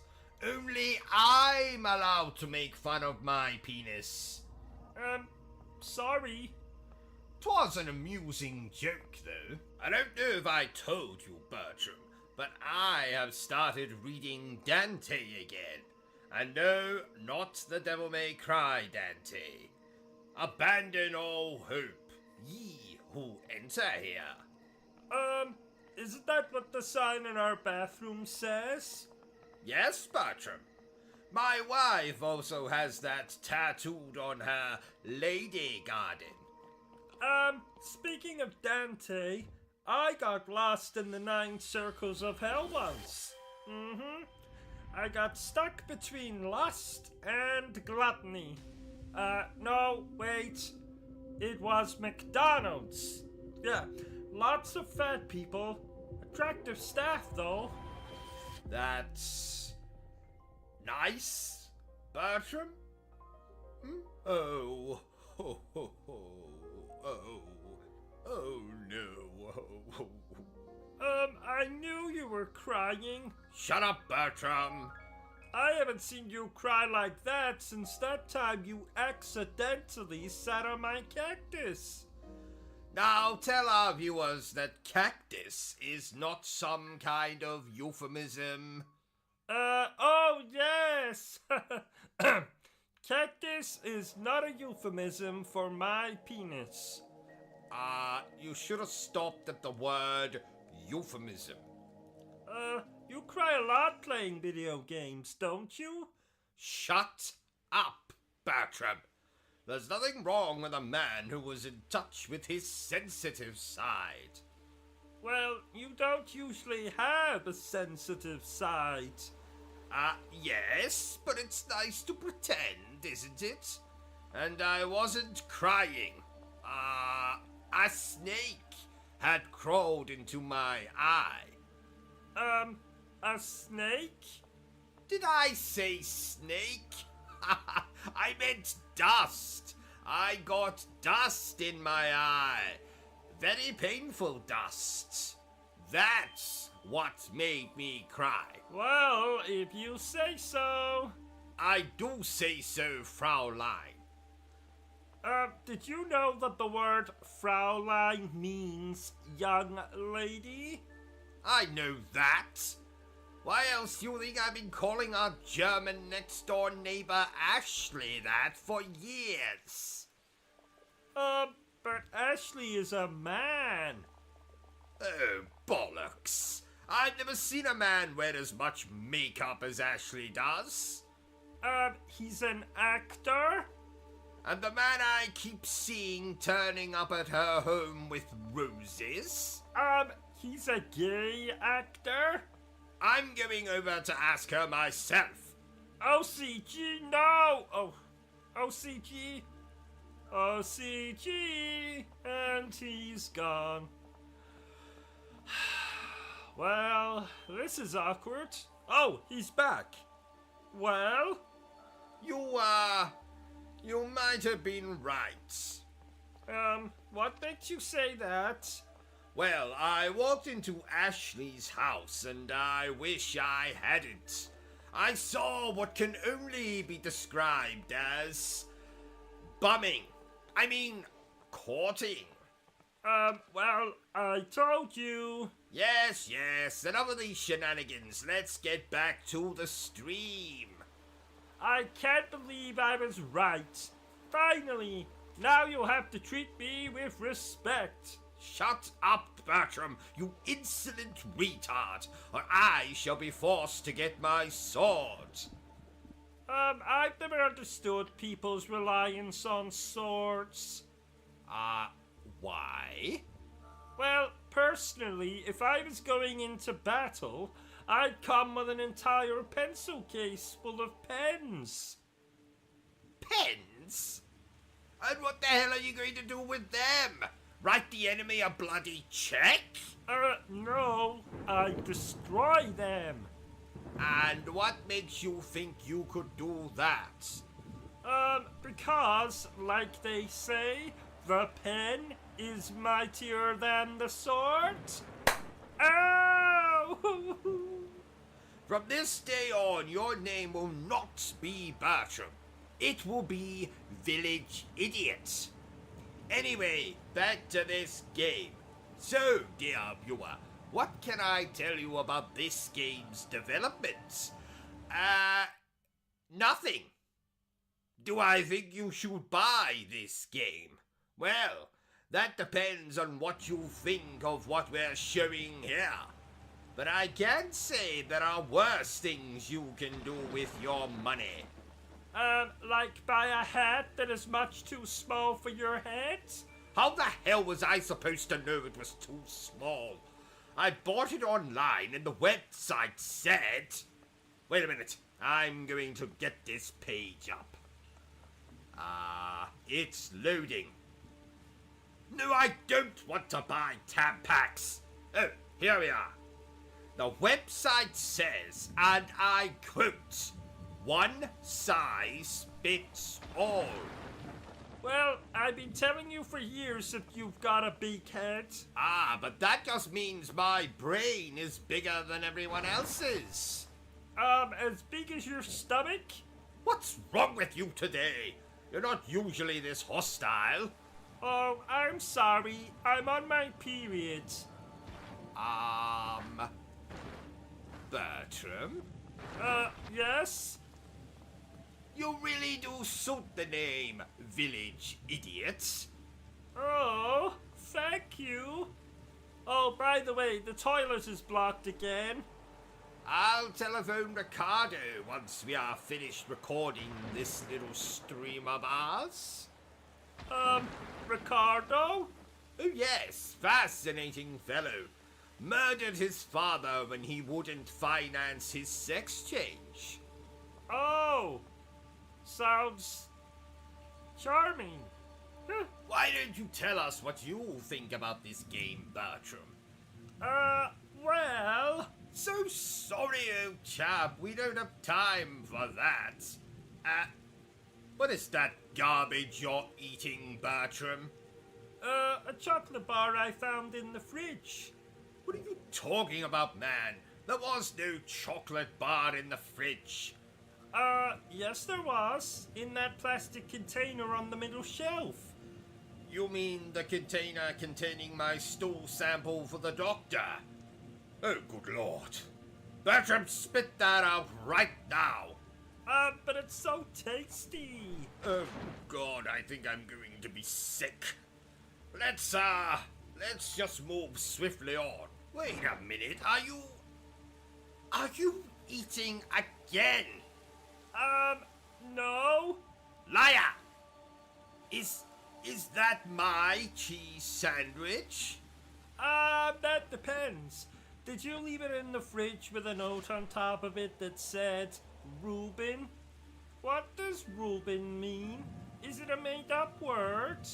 That's my name, you idiot! Oh, would you like a bite? Keep it! I'll punish you later. Oh. Who the hell is that? Oh, it's you. The bitch is back. And no, I am not referring to Bertram. Oh. I am referring to my mother-in-law, who just at this very moment has returned home with this week's shopping. No doubt one item she's bought is an extra-large tub of Vaseline, or as you Americans call it, KY jelly. It's not that the woman is particularly kinky, so I can only guess she has purchased it to remove the stick she seems to have up her ass. Anyway, oh, did you see what I did there, Bertram? Bertram? Huh? In the game, did you see what I did? I was busy. Busy? Busy? Too busy to watch your master? I am the greatest YouTuber who has ever lived. I hold the Guinness World Record for having the smallest, I mean the biggest penis in the entire world. What could you possibly be busy doing? Let's hear it. I was reading the obituaries hoping that I'd see that my Uncle Herbert had died a violent death. Aw, that's so sweet. I'm so proud of you, Bertram. Here, take my hand. So, what did your Uncle Herbert do that you would want him dead? He urinated on my hand. Get your fucking hand off of me! Let's move on. Quickly, now we come to the controversial part of the stream, ladies and gentlemen. Oh, are you going to tell us about being molested by your grandfather while watching Titanic? What's wrong with you? Oh, more controversial than that? Shut up, Bertram. I have to say this. The only thing I hate more than a silent protagonist in a video game is celebrities who make sex videos of themselves. Why?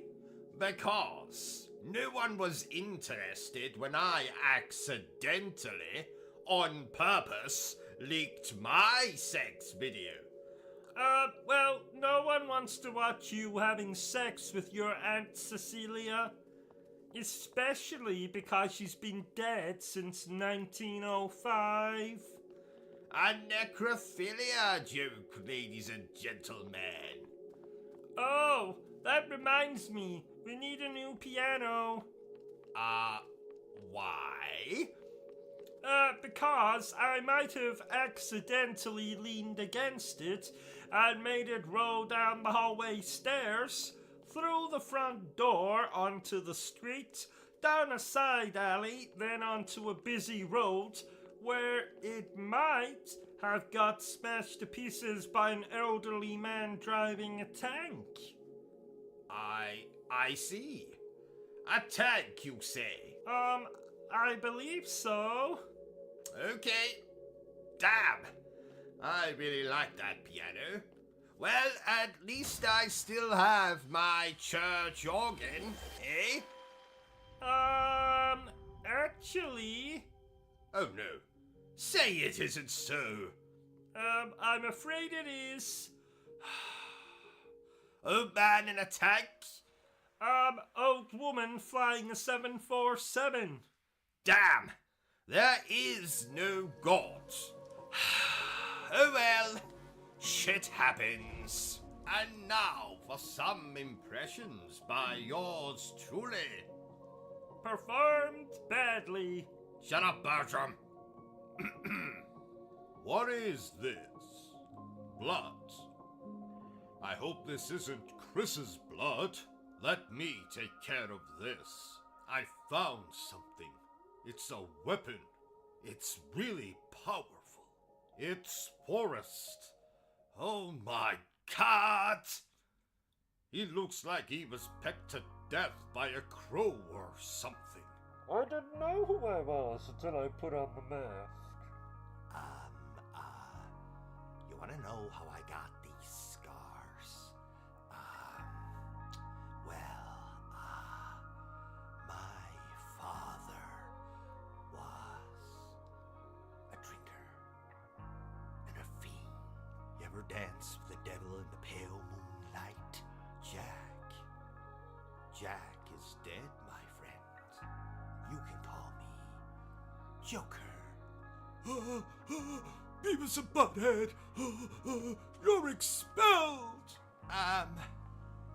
Inside you, they call me Revolver, Ocelot, Shadow Moses Island, where this all began.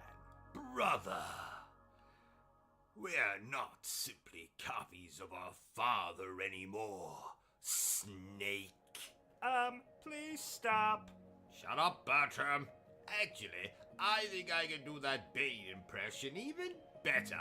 I didn't know who I was till I put on the mask. That sounds just like me. What are you talking about, Bertram? Sounds absolutely nothing like you.